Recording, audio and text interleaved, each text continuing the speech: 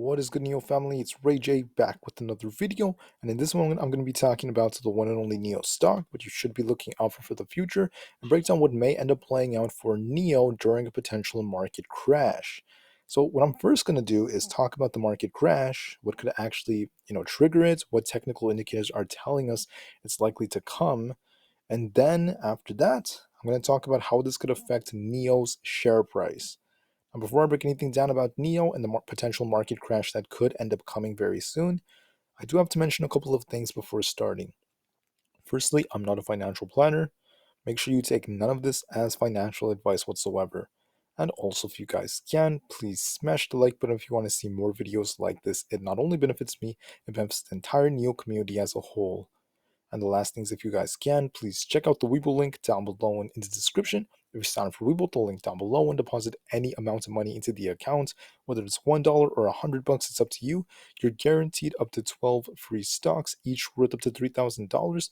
And the best part is, any could be a free NIO share. It's a limited time offer. The offer ends in just 1 week. Check it out before they run out. With that out of the way, let's get on with the video. So NIO, on a technical standpoint on the daily, you guys could quite clearly see we have this channel that NIO has been stuck in for over a year and a half. Now, on the daily chart, we do have a potential head and shoulders that's also forming right about here. NIO could get a break back to these levels, but it likely will see downside to start filling some of these gaps. Now, the real question is, why would the market start to tank? The first thing is the Fed. We are seeing some very hawkish Fed officials.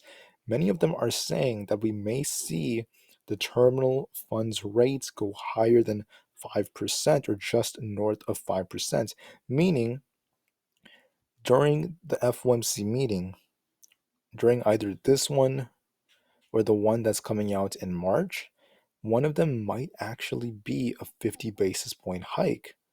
And it could surprise the whole market because the Fed also wants the market to crash.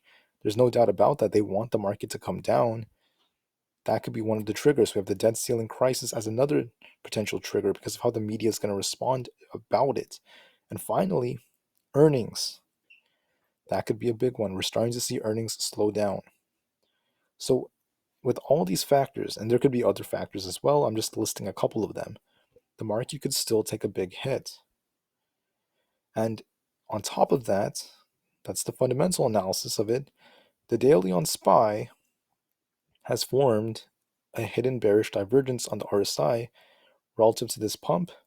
Whether we make a new high or not, it doesn't matter as long as we don't break above like 410, it's 410-ish area. And as long as we don't break above maybe like 408 to 410, which I don't really see us doing that, but as long as we don't, this thing is likely going to come down. That's just one indicator of that. Nasdaq also has the same thing, hidden bearish divergence that's forming. And then I did draw out this potential head and shoulders. It could break a little higher even. I think the Nasdaq might go for this gap fill, maybe try to break a little higher up here, which would be completely normal. As long as it doesn't break this high, the head and shoulders could be valid. It's very clean looking before this thing comes down. That's the second thing. The third thing is on SPY or S&P 500, whatever you want to use. We have two potential head and shoulders forming. Hold on. There's this one that looks a little bit like this. And then on the 15-minute time frame, I believe, we could find another one on the hourly chart. There could be a slanted one on the hourly chart. So like right here, this could also be another one that's forming. It's kind of slanted though. Right, we have a potential left shoulder, the head that formed, or maybe a right shoulder forming. Maybe we push a little higher and then the big drop because this is slanted. That's also very possible. On top of that, the VIX. The VIX looks like it's going to come down. It has a potential head and shoulders. Come down one last time, fill this gap, then get a huge bounce, and this thing starts flying as implied volatility goes up on the S&P 500.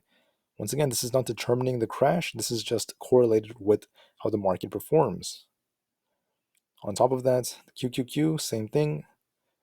We didn't finish filling our gap. We might finish filling it and then continue to come down.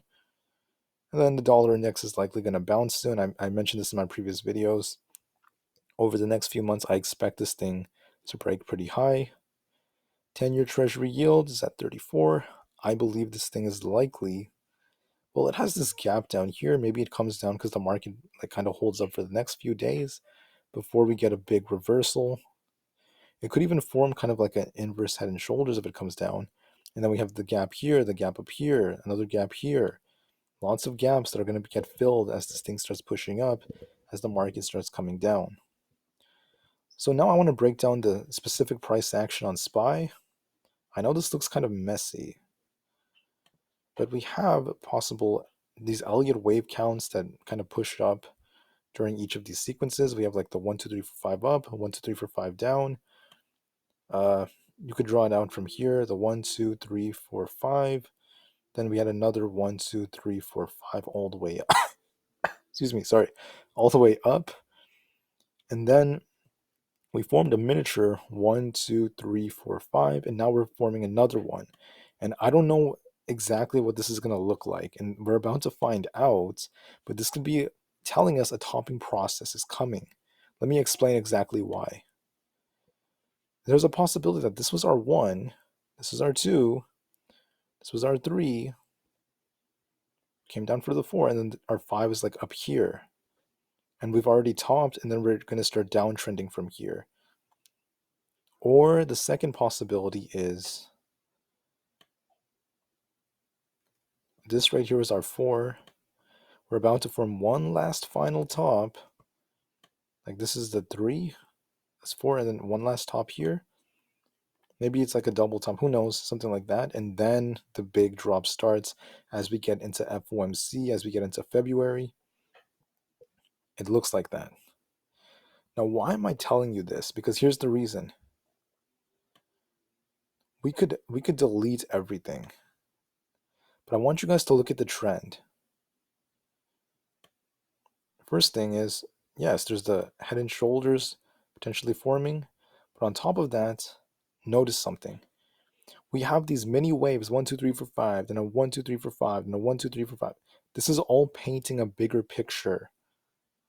So remember this, bottom, top, small bottom, small top, before the next bottom.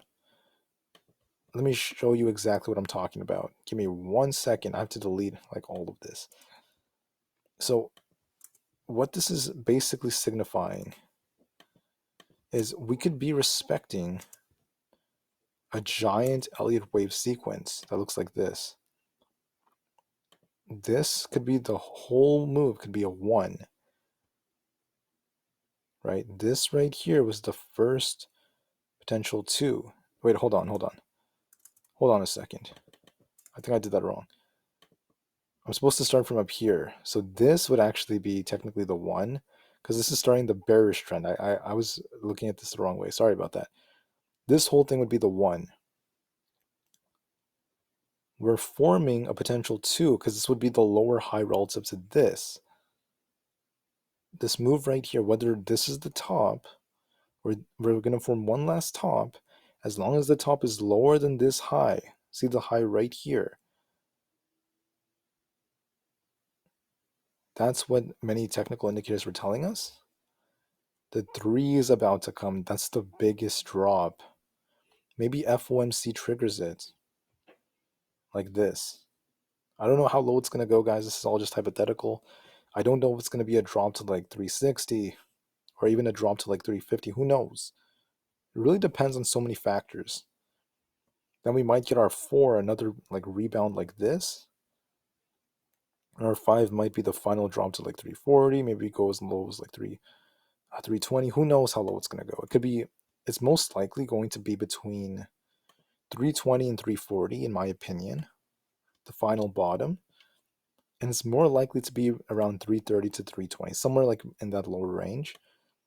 And I believe that's what the market is kind of like doing. So we have these moves, but they're not moving in straight lines. Remember, to get to the 2, we're kind of like going back and forth like this to get to 2. Then we're going to move like this and this and this to get to 3. The same thing back and forth. But it looks like we're getting very close to a big crash. Maybe FOMC triggers it. Maybe it's the debt ceiling. Something is likely going to trigger it. And this also aligns with the potential head and shoulders like formation I was talking about. We also have another head and shoulders forming right here, a possible one. See how we have this like slanted head and shoulders? It's kind of slanted. I apologize if I draw this kind of weirdly, but see how it's slanted? This could be like the left shoulder. Sometimes they form like this. This could be the head. This could be the right shoulder, leading us to a big drop. So what about NIO? All right, so I've shown you guys, yeah, the market's most likely going to come down by February to March, in my opinion. Maybe it's going to be a little slow. Maybe we trade sideways for like another week or so before the big drop comes, but eventually it's likely going to come. The NASDAQ, however, let me look at my NASDAQ. I keep losing all these charts. Okay, so on the NASDAQ, there's a chance we can actually break this high that we recently formed to fill this gap. We haven't fully filled it yet. Come up here, maybe a little higher, and then we see the bottom. We see this thing kind of like top and then start to bottom and start coming down. In that case, maybe it drags NIO up to fill this gap. Maybe NIO goes a little higher to complete a possible, on the daily, a possible head and shoulders. Head and shoulders could form just like this. Definitely. And I apologize about all the trend lines, but left shoulder, head, maybe a right shoulder is forming. Then NIO is going to likely come down. How low will NIO go? It's very hard to tell. As of right now, there's no guarantee $8 is the bottom. NIO could fill this gap here, but I don't think it's going to crash extremely hard. But I do believe we are going to come down to fill this gap in the low 10s. We don't have too many gaps down here, so it could come back to the 9s, maybe lower. But if the market's like crashing really hard, the best thing that we could do is to basically, hold on one second. The best thing we could do is just kind of paint what else could end up playing out. I'm going to look at the chart from like way back here. I think I drew out some support and resistance levels, but the problem is we haven't seen these levels since like 2020. It's been so many years. So the first thing is NIO has these gaps here. A lot of people said, oh, we're never going to fill all those gaps. And the answer is yes, you are correct. We're not going to fill every gap. If there are gaps like at $2, we're not going to go all the way down there. We don't have to.